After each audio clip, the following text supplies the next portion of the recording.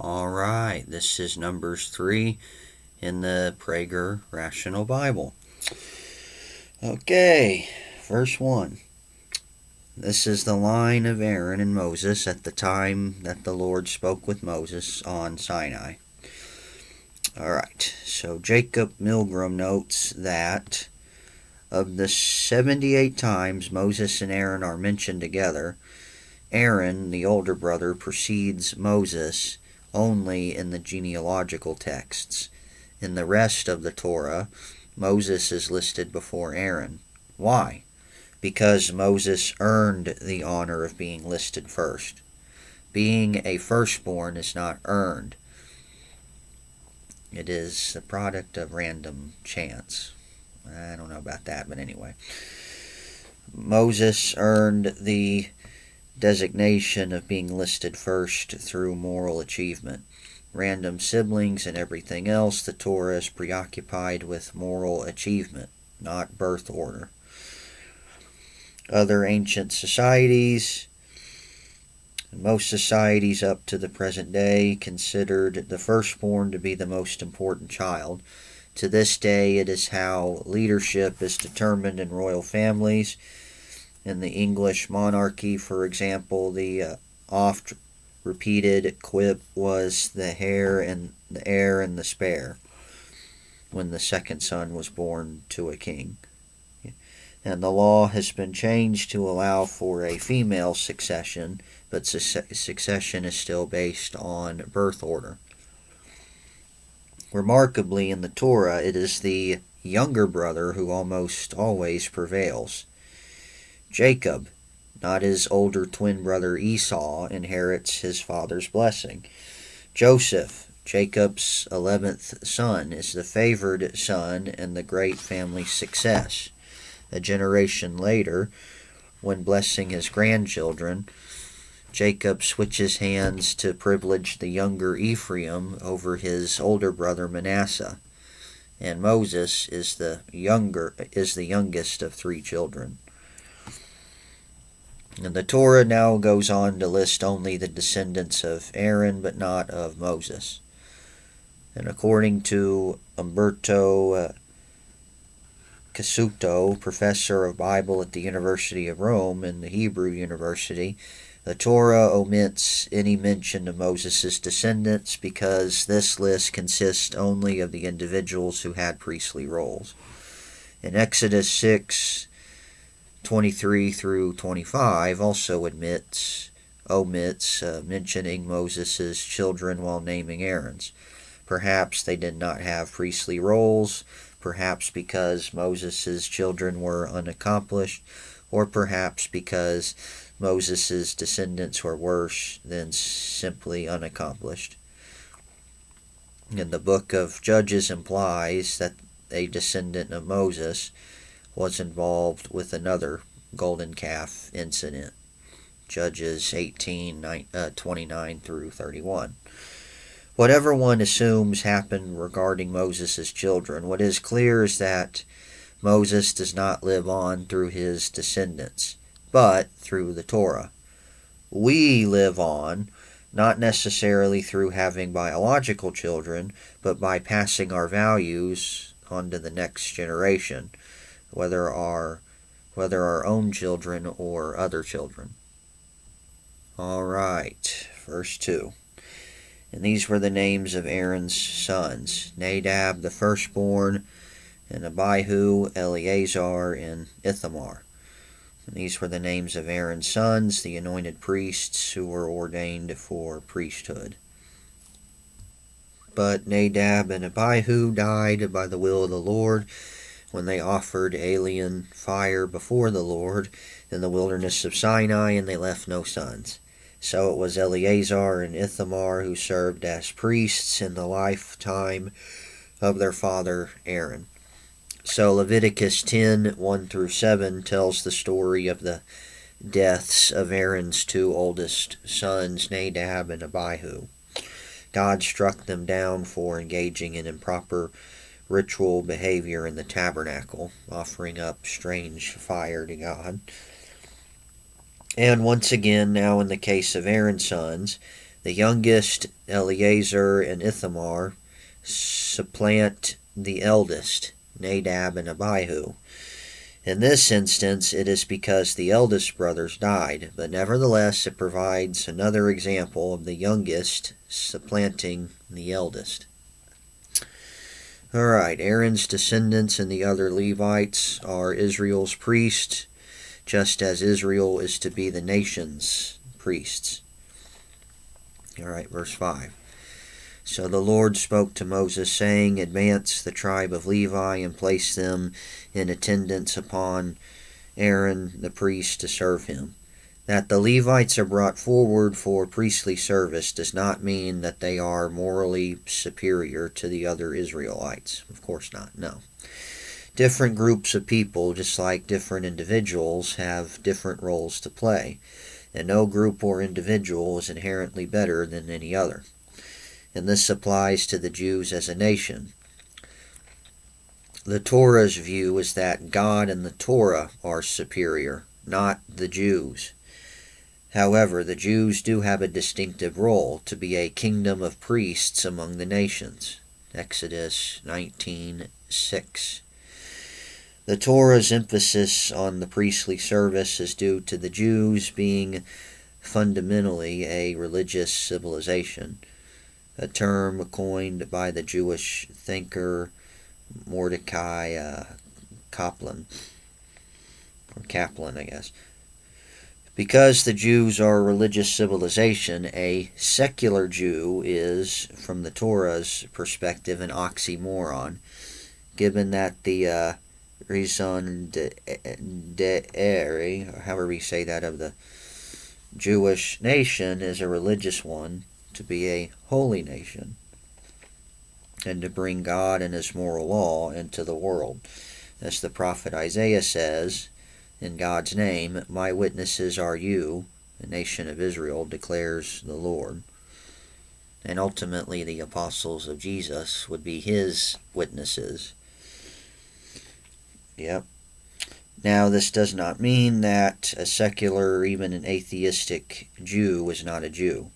The Jews are a nation, meaning anyone born to a Jewish parent, a Jewish father in the Bible, and a Jewish mother under later Jewish law is a Jew. And therefore there can be secular and atheistic Jews. But a person born a non-Jew can only become a member of the Jewish nation through a religious conversion to Judaism. And the purpose of the Levites is to attend to Aaron and the other priests to enable them to fulfill their holy mission in the temple. Clear distinctions are made here and throughout Jewish history between the priests, the descendants of Aaron, and all the other Levites. Since the destruction of the Second Temple in 70 A.D., however, there has been no distinctive role for either priests or Levites in Jewish religious life in any way analogous to a priest in. For example, various Christian denominations. Okay. But any Jew who knows the prayers can lead a service, and any Jew who knows the Torah and other religious texts can teach the congregation.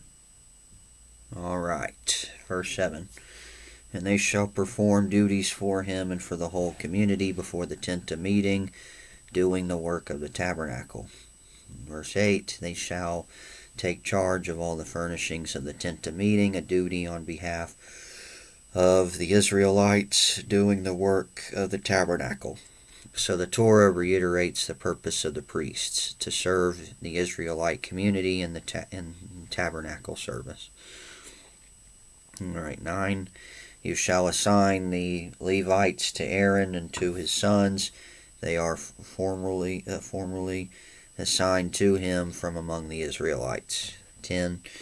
You shall make Aaron and his sons responsible for observing their priestly duties, and any outsider who encroaches shall be put to death.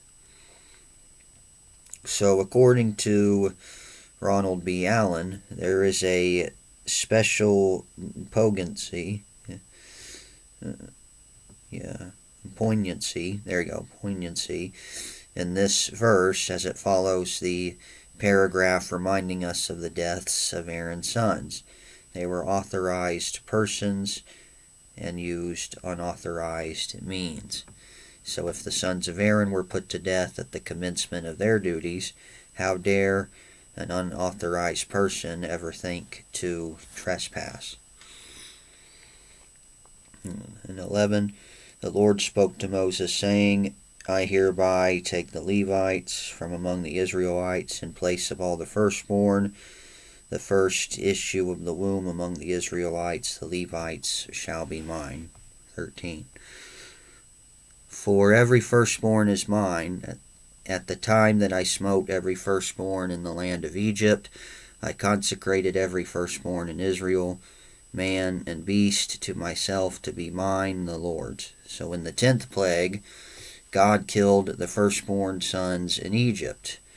And since the Israelite firstborns were spared, they owed their lives to him.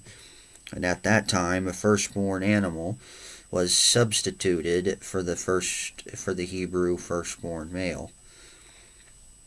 Exodus 13:14 through 15.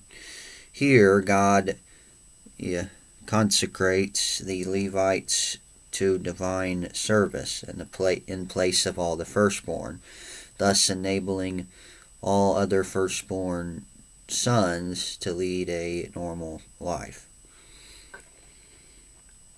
14, the Lord spoke to Moses in the wilderness of Sinai, saying, record the Levites by ancestral house and by clan. So just as God ordered a census of all the other Israelites, he now orders a census of the Levites. Record every male among them from the age of 1 month up. So in the ancient world, infant mortality rates were so high that the Israelite children were counted only when they reached the age of 1 month. And so Moses recorded them at the command of the Lord as he was bidden. All right, the tasks of the 3 Levite clans, Gershon, Kohath, and Merari.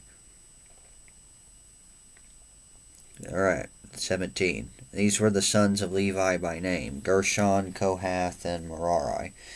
And these were the names of the sons of Gershon by clan, Libni and Shimei. And these were the sons of Kohath by clan, Amram and Ishar, Hebron, and Uziel. 20. The sons of Merari by clan, Malai and Mushai. And these were the clans of the Levites within their ancestral homes. So the tasks of each Levite clan are spelled out in detail. That way there could be no confusion as to what each clan had to do. And no duplication of efforts, and no ignoring any unpleasant task, and no usurping of a more prestigious or desirable job on the part of any other of the clans. And Dennis Olson wisely observes, I think it's better to be explicit about the shape and structure of such arrangements of leadership and power than to engage in the illusion of equal sharing of all functions and powers. All right, the Gershon clan responsible for maintaining the tabernacle. All right, 21. To Gershon belonged the clan of the Libnites and the clan of the Shimonites. And these were the clans of the Gershonites. And the recorded entries of all their males from the age of 1 month up, as recorded, came to 7,500. And the clans of the Gershonites were to camp behind the tabernacle to the west, and the chieftain of the ancestral home of the Gershonites was Eliasaph, son of Lael. And the duties of the Gershonites in the tent of meeting comprised the tabernacle, the tent, and its covering, and the screen for the entrance of the tent of meeting. The hangings of the enclosure, the screen for the entrance of the enclosure which surrounds the tabernacle, the cords thereof, and the altar, all the service connected with these. Alright, now the Kohath, the clan, responsible for the ark, table, lampstand, altars, etc. Alright, 27. To Kohath belonged the clan of the Amramites,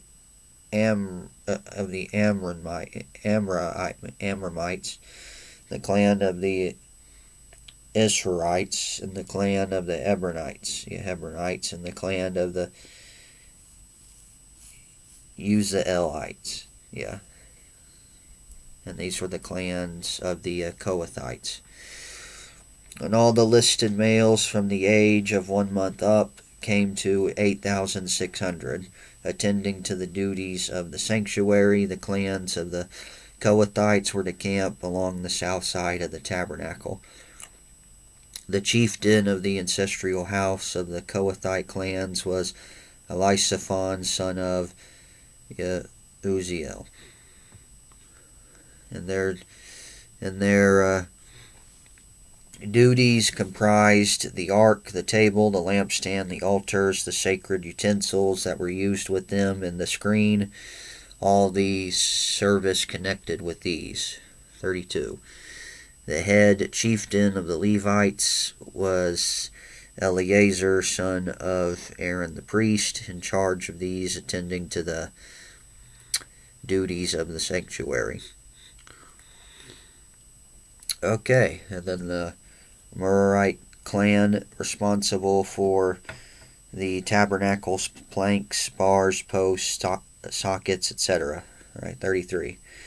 To Merari belonged the clan of the Malites and the clan of the Mushites. And these were the clans of Merari, and the recorded entries of all their males from the age of 1 month up came to 6,200. And the chieftain of the ancestral home of the clans of Merari was Zuriel, the son of Abihail. And they were to camp along the north side of the tabernacle. The assigned duties of the Merarites comprised the planks of the tabernacle, its bars, its posts, its sockets, and all of its furnishings, all the service connected with these. Also the posts around the enclosure and their sockets, pegs, and cords. Alright, death to those who encroach on the sanctuary. 38. Those who were to camp before the tabernacle in front, before the tent of meeting on the east, were Moses, Aaron, and his sons, attending to the duties of the sanctuary as a duty on behalf of the Israelites, and any outsider who encroached was to be put to death. Again, here is a warning of death to any outsider who encroached on the sanctuary. There are 4 such warnings in Numbers. There was the first warning in Numbers 1:51. And just looked at the second one in verse 10. And then right here in verse 38, and then there's another one in Numbers 18, verse 7. Why such a draconian punishment? Why do you have such an extreme punishment like this? What's the point? Probably because that was the only way to prevent any Israelite from doing something prohibited in the holy sanctuary. One example would be sexual activity, something common in pagan temples, and the Torah was adamant about desexualizing God and religion. Another example would be bringing idols into the sanctuary. The battle to keep God invisible and incorporeal, was one of the most difficult battles in ancient Jewish history. And the natural inclination of human beings is to worship idols and other gods that have a material, visible component rather than the one invisible God. Okay, 39. All the Levites who were recorded, whom at Moses' command and Aaron recorded by their clans. All the males from age of 1 month up came to 22,000. And the Lord said to Moses, record every firstborn male of the Israelite people from the age of 1 month up. As noted, a child under 30 days was considered questionable and not counted. And to this day, Jews are not obligated to engage in mourning rites for an infant under 30 years old. And given that few children die at this age in our time, however, many parents who suffer such a loss engage in some of Judaism's traditional mourning acts. So record every firstborn male of the Israelite people from the age of 1 month up and make a list of their names. 41. And take the Levites from me, the Lord, in place of every firstborn among the Israelite people, and the cattle of the Levites in place of every firstborn male among the cattle of the Levites. So Moses recorded all the firstborn among the Israelites as the Lord commanded him. Another proof of the solution of the census numbers problem, as was talked about in the first chapter, I think. Alright, verse 43. All the firstborn males, as listed by name, recorded from the age of 1 month up, came to 22,273. So the number of Israelites given in the Torah present a difficult problem. Based on the number of men, the number of the Israelites in the wilderness would have exceeded 2 million. Yeah, that's 603,550. Divine miracles notwithstanding, in addition to the near impossibility of speaking to, traveling with, and maintaining order among such a large number of people, the Torah itself clearly implies that such a number is not to be taken literally. For example, Moses described the Canaanites as more numerous than the Israelites, Deuteronomy 7:1.